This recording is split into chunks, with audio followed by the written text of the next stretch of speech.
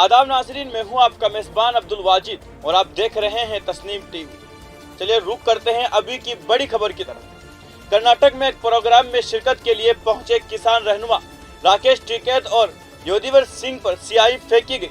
ये वाकया उस वक्त पेश आया जब दोनों किसान लीडर स्टिंग ऑपरेशन के वीडियो पर वजाहत दे रहे थे। दरअसल कर्नाटक के एक किसान लीडर कोडिहल्ली चंद्रशेखर मुबीना तौर पर पैसे मांगते हुए पकड़े गए। राकेश टिकैत और योदिवर सिंह प्रेस कॉन्फ्रेंस में ये वाजे कर रहे थे कि वो इसमें मुलविस नहीं है और किसान लीडर कोडिहल्ली चंद्रशेखर के खिलाफ कार्रवाई की जानी चाहिए।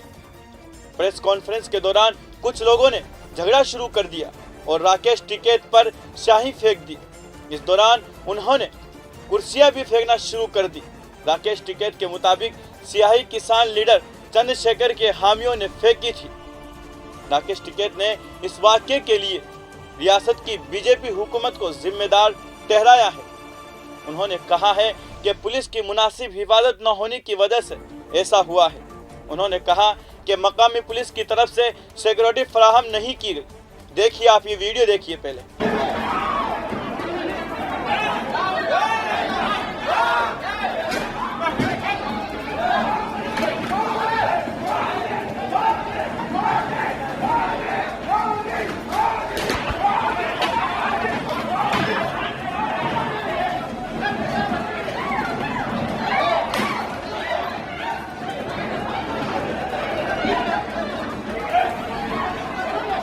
बताएंगे कर्नाटक के लोग